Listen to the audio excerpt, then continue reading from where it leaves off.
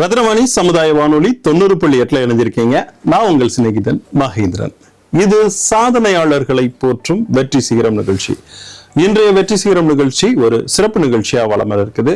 இன்னைக்கு நம்மளுடைய சிறப்பு நிகழ்ச்சியில சிறப்பு விருந்தினரா கலந்துக்க நம்ம கூட இணைஞ்சிருக்கிறாங்க குவைத் தொழிலதிபர் கைதர் அலி அவர்கள். வணக்கம் ஐயா. வணக்கம். இந்த அருமையான தருணத்துல உங்களை சந்திக்கிறதுல ரொம்ப மகிழ்ச்சி எங்களுக்கு. உங்களை பத்தின அறிமுகம் நம்ம நேயர்களுக்காக. நான் குவைத்துக்கு போய் குறைஞ்சது ஒரு 40 வருஷம் ஆச்சு. என்னுடைய அங்கே தொழில் வந்து கார்கோ டிராவல்ஸ் இது வச்சிருக்கேன். நான் இப்போ வந்து நம்முடைய குவைத்துக்கு வந்து நிறைய தமிழர் ஒரு கிட்டத்தட்ட ஒரு 2.5 லட்சம் தமிழர்கள் இருக்கிறாங்க. அவர்களை பார்க்குறது ஆன்மீகவாதிகள் அரசியல்வாதியிலேருந்து சினிமாக்காரர் எல்லாரும் வருவாங்க. அதுக்காக நான் ஸ்பான்சர் பண்ணுவேன். அப்போ இதில் எல்லாருமே பழக்கம். அப்போ அப்படி வரும்போது தான் நம்ம அன்வர் சாரும் திருக்குறள் அன்வர் சாரும் அங்கே வந்திருந்தாங்க, ஒரு நிகழ்ச்சிக்காக வந்திருந்தாங்க. அப்போ அந்த நிகழ்ச்சியில் வரும்போது அவருடைய நட்பு கிடைச்சிது. அப்போ அவருடைய இது ஒரு குறைஞ்சது ஒரு 10 வருஷம் ஆச்சு. அப்போ இதுக்கு முன்னே இடையில ஒன்று நடத்தினாப்புல அது வேற நடத்தின ப்ரோக்ராமுக்கு வந்திருந்தேன். அந்த ஸ்பீச்சை பார்த்துட்டு எல்லாருமே மறுபடியும் கூட்டுவாங்க. அதனால இன்னைக்கு வந்து ஒரு நிகழ்ச்சி ஒன்று அவங்களுடைய 50வது ஆண்டு திருவள்ளுவருடைய ஒரு நிகழ்ச்சி ஒன்று அதுக்கு அழைச்சிருந்தேன். அதுக்காக வந்தேன். இன்னைக்கு நடந்த நிகழ்ச்சியாக தான் எல்லாரும் பார்த்தாங்க, எல்லாரும் என்னுடைய ஸ்பீச்சை கேட்டாங்க. இதுக்காக தான் நான் வந்தது. இதுதான் என்னுடைய இது. குவைத்தில் இன்னும் நிறைய இது இருக்குது. டைம் வரும்போது கண்டிப்பா. உங்களுடைய பூர்வீகம் அப்படிங்கிறது நான் முத்துப்பேட்டை, திருவாரூர் மாவட்டம். திருவாரூர். எப்படி நீங்க எதிர்பார்த்தீங்களா நம்ம இந்த அளவுக்கு ஒரு பெரிய தொழிலதிபர் ஆகும் அப்படின்னு எதிர்பார்த்தீங்களா? நான் ஆரம்பத்துல மீன் பிடிக்கும் போது நான் எதிர்பார்க்கல. ஆனால் வெளியே வந்தது வெளிநாடுக்குள்ள நான் முன்ன காலடி எடுத்துக்கணும். அப்போ நூல்கள் நல்லா படிப்பேன். அப்போதான் கலைஞர் நூல், அம்பானி அவனுடைய நூல்கள்னு இப்போ சினிமா உலகத்தில் ரஜினிகாந்தா இருக்கணும், அஜித்தா இருக்கட்டும், இன்னும் நிறைய பில்கேட்ஸா இருக்கணும், எல்லா நூல்களும் வாங்கி படிக்கும்போது இப்போ எல்லாம் நம்மள மாதிரி சாதாரணப்பட்டவன தான் இருந்து வந்தானோ. இப்போ இவங்கெல்லாம் எப்படி முன்னேறின சொல்லிட்டு அவங்களுடைய இவ்வளோ வரை எழுதியிருந்தாங்க. அதை வச்சுதான் நம்மளும் பார்த்தோம். அப்போ நம்மளும் அது மாதிரி போகலாம்னு நம்பிக்கையில தான் நானும் முயற்சி எடுத்தேன். அந்த முயற்சி தான் இன்னைக்கு வெற்றி அடைஞ்சிருக்கு. சாதாரண எல்லாரும் மாதிரியும் சாதாரண குடும்பத்துல தான் ஒரு சாதனை மனிதரா மாறி இருக்கீங்க. இந்த சாதனை அப்படிங்கிறது வந்து சும்மா நம்ம சாதாரண விஷயம் சொல்லி கடந்து போகக்கூடிய விஷயம் கிடையாது. நிறைய காயங்கள் இருக்கும், நிறைய நீங்க அதுக்கான உழைப்புகள் ரொம்ப இருக்கும். அதை பத்தின இதை பகிர்ந்துக்கலாமா? கண்டிப்பா. நான் கடல்ல மீன் பிடிக்கிறவங்க, ஊர்லயே மீன் பிடிச்சவங்க, எங்க குடும்பம் மீன் பிடிக்கிறவங்க தான். அதெல்லாம் கத்தால அதே தொழில் தான் வந்துச்சு, கடல்ல மீன் பிடிக்கிறது. எங்களுடைய நம்ம இங்க உள்ள கடலுக்கும் அங்க உள்ள கடலுக்கும் கொஞ்சம் டிஃபரன்ஸ் இருக்குது. இங்க பகல்ல போய் மீன் பிடிப்போம், அங்க நைட்ல போய் தான் மீன் பிடிக்கிறது. அதனால அந்த அரபு கடலை பொறுத்த வரைக்கும் கொஞ்சம் அலைகள் அதிகமா இருக்கும். கொஞ்சம் இங்க உள்ள மாதிரி நம்முடைய இந்தியா கடல்ல நம்முடைய இது பண்ணீங்கன்னா கன்னியாகுமரி இந்த பக்கம் அரபிக்கடல் பக்கம் போனா தான் அலைகள் அதிகம் இருக்கு. எங்க பக்கம் வங்காள விரிகுடால அவ்வளவு இருக்காது, சேத்து கடல். இதுல நாங்க பழகினது அங்க போகும் புது விதமா இருந்துச்சு. இருந்தாலும் நான் கடல்ல மீன் பிடிச்சதுனால கொஞ்சம் கஷ்டமா இருந்துச்சுதான், இருந்தாலும் நாங்க சமாளிச்சோம். அதோடைய இது வந்து சும்மா சொல்லக்கூடாது, ரொம்ப கஷ்டப்பட்டோம். அதுக்குள்ள வருமானம் கிடைச்சிச்சு. அதை வச்சு நான் அதோட ஒரு 10 வருஷம் இருந்துட்டு ஊருக்கு வந்துட்டேன். கல்யாணம் பண்ணலான்னு ஊர்ல வந்து செட்டில் ஆனேன். அதுக்கப்புறமும் சரியா தொழில் எங்க ஊர்ல பண்ண முடியல. கொண்டு வந்த காசு வச்சு மறுபடியும் அப்புறம் தான் வேற ஒரு நாட்டுக்கு போகணும்னு குவைத்துக்கு போனேன்.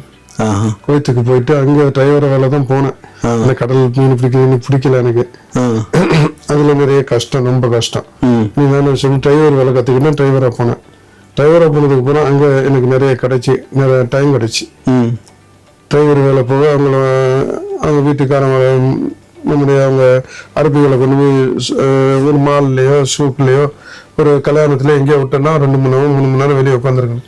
அந்த நேரமே எல்லாரும் விளையாடுவாங்க, எல்லா டிரைவர். நான் புக்கை எடுத்து படிப்பேன். ஏன்னா அந்த புக்கு தான் எனக்கு வந்து ஓய்த்தி நமக்கு பிடிச்சது. அதுல சில புக்குகள் வந்து பாலகுமாரா இருக்கட்டும், ராஜேஷ்குமாரா இருக்கட்டும், நக்கீரன், சோனிரோடன், அந்த இதெல்லாம் சில அந்த கழுகாறு இவங்களுடைய இதெல்லாம் பார்ப்பேன். அரசியல் இது அது இது எல்லாத்தையும் ஆராய்ஞ்ச பொறுத்து ரொம்ப மனசுல ஒரு முடிவு வந்துச்சு. எப்படியாவது முன்னேறும், எப்படியாவது வரும், பார்ப்போம், ஜெயிச்சு பார்ப்போம், முயற்சி பண்ணணும். முயற்சியில நிறைய அடிபட்டேன். என்னால மறுபடியும் அந்த பாலகுமார் சொல்லுவார் அழகா வந்து இந்த ஒருத்தன் வந்து வேலை கட்டி வேலை தேடி அலைஞ்சு போய் பட்டமான ஒன்று கிழிச்சு எரிஞ்சிட்டு போய் கடலை வந்து செத்து போனான்னு சொல்லிட்டு போகும்போது 2 காக்கைகள் வந்து ஒரு வடையை தூக்கிட்டு வருமா, வடையை தூக்கிட்டு வந்து அடிச்சுக்கணுமா இந்த காக்கை 2 கடல் ஓரத்துல இருந்து. அந்த காக்கையோட அந்த வடை 2 பேருமே எனக்கு தான் உனக்கு தான் அடிக்கும்போது 2 பேருக்குமே இது இல்லாம கடல்ல விழுந்துருது அந்த வடை. அந்த வடை விழுந்து அப்படியே முங்கி போயிருது. முங்கி போனதுக்கு அப்புறம் 2 காக்கையும் அப்புறமா சொல்லிடுது, நீ ஒன்னால என்ன இந்த வடை எல்லாம் போச்சுன்னு 2 பேரும் சண்டை போட்டு சமாதானம் ஆகி நம்ம 2 பேரும் இந்த வடையை எப்படியே எடுத்துருவோம், கடல்ல உள்ள தண்ணி இறைச்சி இந்த வடையை எடுத்துடலாம்னு சொல்லிட்டு 2 முடிவாகி கடல்ல உள்ள தண்ணி சொண்டுல எடுத்து கரையை கொண்டு ஊத்திட்டு வருது. ஊத்திட்டு வர அந்த வடை வந்து மேல ஊறி வந்துருது. ஆகா பத்தியா நம்ம கடல் தண்ணி இறைச்சிட்டு சொல்லிட்டு அந்த வடை கரைச்சிருச்சுன்னு சொல்லிட்டு 2 பேரும் பங்கு போட்டு எடுத்துக்கொண்டு அந்த வடையை வந்து சாப்பிடுது. இது அப்பவே செஞ்சிருக்கலாம்னு சொல்லிட்டு அதனுடைய இது பண்ணும்போது அப்ப இதை வந்து அந்த கடல்ல தற்கொலை பண்ண போனா வந்து அதை பாக்குறான்.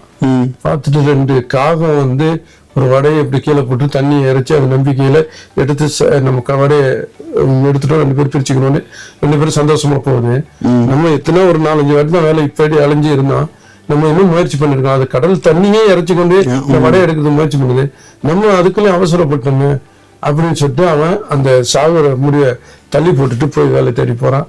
வேலை கிடைக்குது. அப்புறம் ஒரு பெரிய பணக்காரன் ஆறான். அதெல்லாம் ஒரு கதையை வரும் அந்த பழக்கம். இதெல்லாம் படிக்கும்போது எனக்கு ரொம்ப இதா இருந்துச்சு. இந்த இன்ட்ரெஸ்ட்ல தான் நான் வந்து வளர்ந்ததுக்கு காரணம். அதாவது வந்து தலை குனிந்து படிப்பவன் நாளை வந்து தலை நிமிர்ந்து நடப்பான் அப்படிங்கிற ஒரு தன்னம்பிக்கை, இந்த மாதிரியான தன்னம்பிக்கை கதைகளை படிச்சு வளர்ந்துட்டு இருந்ததுனால நீங்க இந்த உயரத்தை தொட்டு இருக்கீங்க. நமக்கு எப்படியும் வந்து சில கஷ்டமான காலங்கள்ல சில நண்பர்கள் வந்து உதவி இருப்பாங்க, நிறைய நண்பர்கள் வந்து நமக்கு எப்படியாவது ஏதாவது ஒரு இதுல உறுதுணையா இருந்திருப்பாங்க. அவங்கள பத்தி ஷேர் பண்ணிக்கலாமா? இருக்காங்க நண்பர்கள் அறிஞர்னா இல்லையா. நான் இன்னைக்கு நீங்க சில விஷயம் சொல்லும்போது நீங்க இருந்தாலும் என்னன்னு தெரியல, உண்மையான நண்பர்கள் அது கண்டிப்பா நம்மளுக்கு வாழ்க்கைக்கு தேவை. அந்த நண்பர்கள் கிடைச்சா அவன் அதிர்ஷ்டசாலி, உயிரை கூட கொடுக்கறதுக்கு ரெடியா இருப்பானு. சில நண்பர்கள் இருக்கானு நம்மகிட்ட இருக்கிறத வாங்கிட்டு ஏமாத்திட்டு போற நண்பர்கள் இருக்கானு. அவனுங்களை வந்து நமக்கு கிடைச்சான்னா நம்முடைய வாழ்க்கை அவதி. இது இல்லை, நம்ம இவனை நம்பி போனோம்னா நம்மளை தள்ளி விட்டு போயிடுவோம். நண்பர்கள்ங்கிறது கரெக்டா நம்மளுக்கு அமையணும். அது கடவுள் கொடுத்த வரப்பிரசாதம். அது ஒரு எப்படி சொல்றேன்னா ஒரு அந்த மாதிரி அமைஞ்சிடுச்சுன்னு வைங்கன்னா 2 பேரும் சேர்ந்து தொழில் பண்ணலாம், 2 பேரும் சேர்ந்து எங்க வேணாலும் எதை வேணாலும் சாதிச்சுட்டு வர 2 பேரும் துணிஞ்சு போகலாம். ஒருத்தனுக்கு ஒருத்தன் விட்டு கொடுக்காம அவன் இவனை ஜெயிச்சிட முடியும். ஆனா சில நண்பர்கள் நிறைய ஏமாத்தின கதையை நான் பார்த்துருக்கிறேன். இவன் காசை வாங்கி போட்டு அவன்கிட்ட அப்படி முடிச்சுட்டு எல்லாத்தையும் ஏமாத்திட்டு அவனை தெருவில் விட்டுட்டு போன கதையெல்லாம் இருக்கு. அதனால அமைகிறத பொறுத்து இருக்கு. எவனுக்கு வந்து நல்ல நண்பன் அமைஞ்சானோ அவன் ஜெயிச்சு முன்னேறுவான். 2 பேருமே இன்னைக்கு பார்க்கலாம். எனக்கு தெரிஞ்ச இந்த ஒரு 5 பேர் சேர்ந்து ஐடி படிச்சவங்க எல்லாம் வேண்டாம், இதுல என்ன கிடைக்குதுன்னு ஒரு 50,000 ரூபாய் கிடைக்குது சம்பளம். ஆடு ராஜஸ்தான்ல நான் ஆடு இறக்குவேன். அப்ப அங்க போய் பார்த்து இந்த 5 பேரும் அங்க நிக்கிறாங்க. இவங்க இங்க வர்றாங்க பார்த்தோன்னா அப்பதான் தெரியுது இவங்களுடைய ஆடு விற்பனை அதை அங்க ராஜஸ்தானே இறக்கி இங்க வச்சு விற்கிறாங்க. வச்சு இன்னைக்கு வந்து அவங்க சொல்லுவாங்க எனக்கு மாசத்துக்கு 2-3 லட்சம் ரூபாய் கிடைக்கும். இது 5 லட்சம் ரூபாய் ஆக்குறதுக்கு நான் முயற்சி பண்றேன். இந்த முயற்சி தான். அந்த நண்பர்கள் 5 பேர் ஐடி படிச்சிருந்தாலும் முஸ்லிம் இந்துக்கள் எல்லாம் கலந்து இருந்தாலும் அவங்களுடைய ஒற்றுமை, அந்த நண்பர்களுடைய அந்த எப்படி சொல்றது ஒன்னா அந்த உயிரை கொடுக்குற நண்பர்கள் இருந்தா எதையும் சாதிக்க முடியும். இப்போ நம்ம நாட்டில் ஒரு பழமொழி சொல்லுவாங்க, என்ன வளம் இல்லை இந்த திருநாட்டில் என் கையை எந்த வேண்டும் வெளிநாட்டில் அப்படி சொல்லுவாங்க. இப்படி கடல் கடந்து நம்ம சம்பாரிச்சு நிறைய வெற்றியாளர்களும் இருக்காங்க. சிலர் பேர் அங்க தப்பான ஒரு கைண்ட்னஸால போய் சில இளைஞர்கள் வந்து தவறான வழிநடத்தினால ரொம்ப திரும்பி வந்துடுறாங்க. அந்த மாதிரி ஏமாதுறவங்களுக்கு நீங்க என்ன சொல்ல விரும்புறீங்க அவேர்னஸா? கவர்மெண்டே சொல்லியிருக்கான், இங்க போய் முதல்ல ரெஜிஸ்டர் பண்ணுங்க. ரிஜிஸ்டர்ல நீங்க தெரியும் எந்த கம்பெனி நல்ல கம்பெனி, எந்த கம்பெனி கெட்ட கம்பெனி. லட்சக்கணக்கில் வாங்கணும், 5 லட்சம் வாங்கணும், 10 லட்சம் ஆசை கட்ட வாங்கணும்னு இருக்காங்க. அதே மாதிரி ஏஜென்ட்கள்ட்ட மாட்டிட்டு அங்க வந்திருந்தா அவங்க ஒன்றும் செய்ய முடியாது. அது கவர்மெண்ட்டுக்கு தெரியாம புஷிங்கில் அனுப்பணும். Pushing visa, normal contract visa, அந்த கவர்மெண்ட்டுடைய அங்க இது பதிவு பண்ண விசா இருக்கு. அந்த பதிவு பண்ண விசா கிடைச்சி வந்தாங்க கான்ட்ராக்ட், அவங்க கரெக்டான முறையான விசா இருக்கு, சொன்ன மாதிரி பேச்சா இருக்கும், சொன்ன மாதிரி வேலை இருக்கும். இந்த ஏஜென்ட் சில ஏஜென்ட்கள் சொல்லும் போது ஒரு வேலையா இருக்கு, பணத்தை வாங்குற வரைக்கும் ஒரு வேலையா இருக்கு. இங்க வந்து ஆடு ஊரை மேய்க்க விட்டுருக்கானுங்க, இந்த மாதிரி ரோட்ல அந்த செடிகளுக்கு தண்ணி ஊத்துற இந்த மாதிரி கஷ்டமான வேலைகளை கொண்டு விட்டுருக்காங்க. வந்தவங்க இதுலதான் பெரிய மாற்று சிக்கலாயிடுறது. அந்த சிக்கல் அவங்க எழுதும் போது சிலவங்க அங்க தற்கொலை பண்ணி செத்தவங்க இருக்காங்க, வர முடியாது. இப்போ அப்படி இல்லை. இதெல்லாம் நான் சொல்ல ஒரு 20-25 வருஷம் இல்லை. இப்போ எம்பாசி அசோசியேஷன், தமிழ் அசோசியேஷன் கிட்டத்தட்ட 60-70 அசோசியேஷன். இந்த அசோசியேஷன் ஒரு ஆள் சேர்ந்துருந்தா அவங்க போய் எம்பாசியில பார்த்து இவங்களும் டிக்கெட் எடுத்து ஊருக்கு அனுப்பிடலாம். அந்த ஏஜென்ட்களையும் பிடிச்சி உள்ள தூக்கி வைக்கிறோம். இப்போ எல்லாமே நடந்துகிட்டு இருக்குது. அதெல்லாம் நடந்த பிரச்சனைன்னா அது அந்த காலம். இப்போ ரேரா இருக்குது, 1-2 இருக்குது, நிறைய கிடையாது. வந்தா சரியில்லை பிடிக்கல உடனே என்ன அவசரப்படுறாங்க. வந்தா ஒரு 2 வருஷம் கண்டிப்பா வேலை பார்க்கணும். இந்த 2 வருஷம் வேலை முடிஞ்சா அவங்களுக்கு ஆட்டோமேட்டிக்கா ரிலீஸ் வாங்கிக்கிற முடியும். இந்த 2 வருஷம் பொறுமை இல்லாதவங்க வெளியே ஓடி வந்து யார்கிட்ட சொல்லி எப்படியாவது நம்ம வாங்கிடலாம், எப்படியாவது நம்ம எம்பாசி போய் ஏதாவது ரிலீஸ் வாங்கலான்னு வராங்க. அவங்களுக்கு கொடுக்க மாட்டான். காரணமே சட்டமே இல்லை. அதனால 2 வருஷம் வேலை போற அதுக்கப்புறம் தான். அதனால தான் சொல்ல பொறுமையா இருக்குன்னு சொன்னா இருக்க மாட்டாங்க. அந்த இதுல ஓடி வந்துட்டு வெளியே வந்து சிக்கிக்கிறவங்க நிறைய பேர் இந்த மாதிரி அவதிப்பட்டு வர்றாங்க. அவங்களுக்கு அதுதான் நான் சொல்றேன், கொஞ்சம் வந்தாலும் பொறுமையா இருக்கணும். நாங்கெல்லாம் போய் 5 வருஷம் பொறுமையா இருந்தா அதுக்கப்புறம் தான் வெளியில வேலைக்கு வந்தோம். அதனால இப்போ 5 வருஷம் ஆகும் ஒருத்தன் முன்னேற வர்றான்னா. அதுக்கெல்லாம் அவசரப்பட்டு சீக்கிரம் வரணும் படிச்சிருக்கேன் அப்படி இப்படின்னு சொல்லிட்டு வெளியே வரல. இந்த மாதிரி பிரச்சனைகள் சிக்கிறதுக்கு காரணம். உடனே பணக்காரனா முடியாது. கண்டிப்பா உங்களுக்கு படம் இல்ல கட்டாயமா. இப்ப அந்த மாதிரி யாராவது சிக்கி உங்ககிட்ட வந்து உதவிக்கணும் வந்திருப்பாங்க நிறைய பேர். அந்த அவரு ஷாஜான் வந்திருக்காரு என் கூட. அவரு மாசத்துக்கு 300-400 கம்ப்ளைண்ட் வரும். அதுல வந்து அந்த 300-400 கம்ப்ளைண்ட்ல சேர்த்து வைக்கிறவங்க இருப்போம். இல்லாட்டி முடியாதுன்னு சொல்லி அனுப்பி வச்சிருவோம். அடிச்சு அரபிக்கு அடிச்சு இப்படி காட்டும் போது எங்களுக்கும் மனசு வேதனையா இருக்கு. அவங்க அரபிய கேஷனை போட்டு நம்ம இது பண்ணி அந்த மாதிரி வந்து சரியில்லாத அரபியெல்லாம் அங்கே உள்ள கவர்மெண்ட்ல நம்ம இது பண்ணோம்னா எம்பாசி மூலமா அவங்களுக்கு நடவடிக்கை எடுப்பாங்க. ஆனால் இவங்க வந்து இந்த அவசரப்பட்டு ஓடி வரக்கூடாது. முறையா வரணும், முறையா இல்லாட்டி கம்ப்ளைண்ட் கொடுக்கணும். அதை வச்சு நம்ம எது வேணும் செய்யணும், செஞ்சுக்கிட்டு இருக்கிறோம். இன்னும் வரைக்கும் செய்யறோம், ஒன்றும் பிரச்சனையும் இல்லை. உங்களுடைய எதிர்கால லட்சியமா என்ன இருக்கு?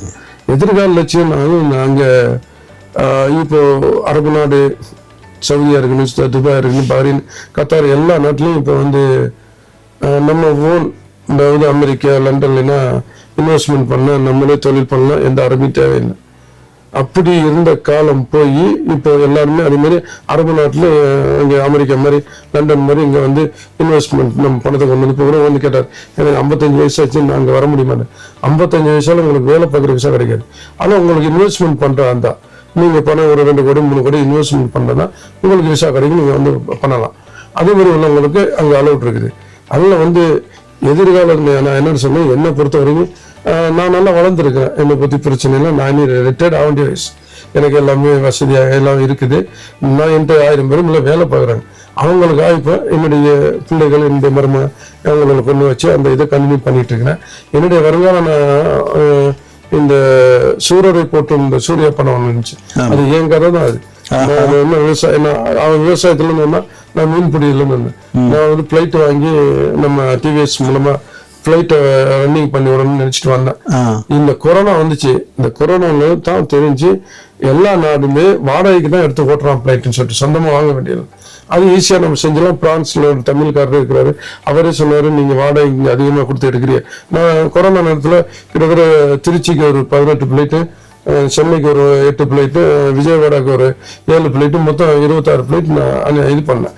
அந்த பிளைட்டோட இதை பார்க்கும்போது நான் அதிகமான வாடகை தான் கொடுத்தேன். என்னாலும் சம்பாரிச்சோம். அந்த கொரோனா நேரத்துல வந்து சரியான பயங்கர எல்லாரையும் ஆட்டி படிச்சிருச்சு. வந்து ஒரு விசிறிகளை வந்து ஒரு பிள்ளைய பார்க்க வந்தவங்க, ஒரு வைத்தியம் பார்க்க வந்தவங்க எல்லாம் மாட்டிக்கிட்டாங்க. திரும்பி போக முடியாம வருஷக்கணக்கில் இருக்க வேண்டியது. அவங்களெல்லாம் சரி பண்ணி வெளியே கொண்டு வரதுக்கு ரொம்ப முயற்சி பண்ணி இது பண்ணி 2 கவர்மெண்ட்டும் பேசி பிளைட்டு 2க்கு எடுத்து செஞ்சோம். அப்போதான் நான் நினைச்சேன் பிளைட்டு வாங்கி சொந்தமாக வர பிளைட்டுக்கு 2 எடுக்கலாம் அப்படின்னு சொல்லிட்டு நான் இப்போ 2க்கு எடுத்து பிளைட்னா 2க்கு எடுத்து நான் அனுப்பிட்டு இருக்கிறேன். அதனால அந்த லட்சியமும் இதாச்சு. பிளைட்டு நான் ஒரு சாதாரண மீன் பிடியாது, வானத்துல கடல்ல மீன் பிடிச்சிருமே மெட்ராஸ்ல இருந்து வேற ஊர்ல இருந்து ஸ்ரீலங்காவுக்கு பிளைட்டு போவோம். மேல உயர்ந்து போயிட்டு இருக்கு, சின்னதா தெரியும். அப்ப பார்த்துட்டு இந்த வானத்தை பார்த்து நினைப்பேன் இந்த பிளைட்ல எப்படா போறது. இப்ப வாரத்துக்கு ஒரு பிளைட்ல 2 பிளைட்ல பறந்துட்டு இருக்கு. காலம் எப்படி சூழ்நிலை மாறுச்சுன்னு. அதனால சொல்றேன், நம்ம நினைச்சது சாதிக்க முடியும். அதெல்லாம் எப்படி வந்தாலும் நான் நினைச்சது எல்லாம் இந்த பிளைட்டு வாங்கணும், பிளைட்டு வாடகை எடுத்து விட்டுக்கிட்டு இருக்கிறேன். இதுக்கு மேல நான் வந்து நிறைய அரசியலுக்கு கூப்பிட்டாங்க, எனக்கு அது விருப்பம் இல்லை. ஒரு பிசினஸ் மேனா இன்னும் நிறைய பேருக்கு வேலை கொடுத்து நிறைய பேர் குடும்பத்தை வாழ வைக்கணும். இன்னும் நிறைய ஏழைகளை அவங்கள பணக்காரனாக்கணும், அவங்க நல்ல 3 வேளையும் நல்லா சாப்பிடணும். இந்த எண்ணத்துல தான் நான் வாழ்ந்துட்டேன். அதுதான் என்னுடைய லட்சியம். நிச்சயமா என்னைக்குமே வந்து உழைப்பு அப்படிங்கிறது வந்து என்னைக்கும் வீணாகாது. உழைப்பால் வந்து உயர்ந்த ஒரு உத்தமரை பேட்டி எடுத்தல ரொம்ப மகிழ்ச்சி அடைகிறேன். இவ்வளவு நேரமும் எங்களுடைய நேயர்களுக்காக உங்களுடைய வாழ்க்கை அனுபவங்களை எங்களோட பகிர்ந்துகிட்டதுக்கு எங்களுடைய மனமார்ந்த வாழ்த்துக்களை தெரிவிச்சுக்கிறோம். நீங்க மேலும் உயர மனமார்ந்த வாழ்த்துக்கள். ரொம்ப நன்றிங்க. ரொம்ப நன்றி, ரொம்ப நன்றி. தேங்க்யூ. நேர்களே, நிகழ்ச்சி கேட்டு பயனடைஞ்சிருப்பீங்கன்னு நம்புறேன். மீண்டும் மற்றொரு நிகழ்ச்சியில் உங்களை சந்திக்கும் வரை உங்கள் அன்போடும் ஆதரவோடும் விடைபெறுகிறேன். உங்கள் சிநேகிதன் மகேந்திரன். நடப்பவை நல்லவையாகட்டும். தொடர்ந்து இணைந்திருங்கள். இது ரத்னவாணி சமுதாய வானொலி 90.8. இது மக்களுக்கான வானொலி.